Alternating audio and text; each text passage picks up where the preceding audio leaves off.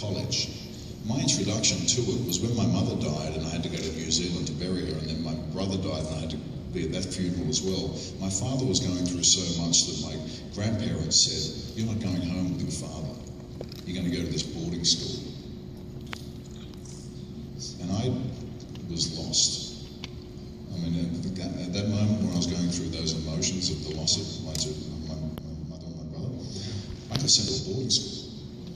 And those guys at that boarding school, that particular time in history, like the Maori were a little bit between a sort of a phase, a lot of gangs going on. A lot of the gang members' kids were at this school as well. And some of these guys were so rough and tough. I mean, I went to a lot of schools and there was a lot of bullying, but this school was like on another level. And there was this one guy called Norm Hewitt, who was the biggest guy in the school. He actually wrote a book called Gladiator, where he told about he was molested when he was at this school, and then he met this tough guy who said to him, "I'm going to show you how that will never happen to you again." So he taught Norm to be absolutely an animal, like on a gang level, like really tough. Now when I got to the school, when I was sent there, back in Australia I had like the hurdles record. I hold the Australian hurdles record, so I was a young athlete. When I got there, the school principal knew I was this fast kid, so he selected me immediately for the first 15. Now, the first 15 is the top rugby team in the college, right? And they had all this kind of respect. They'd sit at the front of the food hall and be respected, and a lot of the kids didn't think that I deserved that honour because I'd just arrived from Australia. And suddenly I'm getting like one of the highest positions. I hadn't been through the hard knocks to get to that position. So Norm Hewitt came up to this up to the study room and told everybody to get out, and came up and proceeded to try to kill me. When I met him again recently, a couple of months ago, he actually told me these words, and he's a very tough guy and a very serious guy. He said that he was actually compelled to want to kill me. And I mean, we're only talking about high school, but I swear to you, this was a very tough high school. They threw one guy off a balcony with a noose around his neck, and just the sheets broke, and it was a really crazy school, trust me. But Norm Hewitt was so intimidating. He would walk around the school and he'd make you look away. Everybody would look away from him.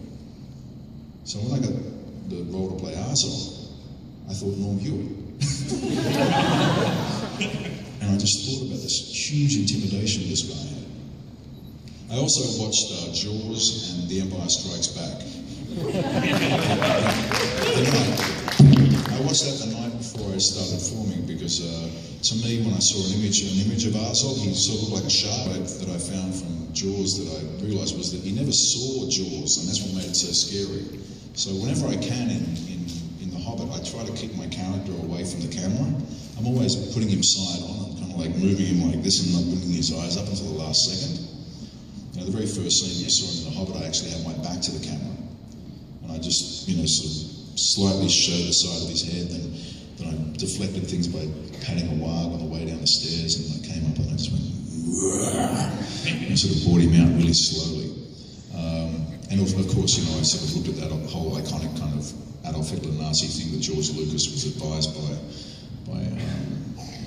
what's his name, who did Hero of a Thousand Faces. George Lucas, when he made Star Wars, he looked to Joseph Campbell, who wrote this book called Hero of a Thousand Faces, which connected all cultures and their stories to show how iconic stories are the same throughout the planet, So, he advised George Lucas to go and make the stormtroopers like the German helmets. And when they're on the Death Star, they literally copied the Nuremberg rally. And then, David Prowse, who played Darth Vader, used this a lot, which is Adolf Hitler. Adolf Hitler was taught by a Jewish magician how to perform on stage. Later, that Jewish magician was killed by the Nazis, but he had this enigma. There was a Jewish magician who was performing in Germany who would captivate his audience. And Adolf Hitler saw his show and got this guy to show him how to perform on stage. And so he taught Adolf Hitler this particular move was power. So I sort of engaged that into arsehole. So various choices that sort of got me to that position. But really, the intimidation I knew really well from that high school.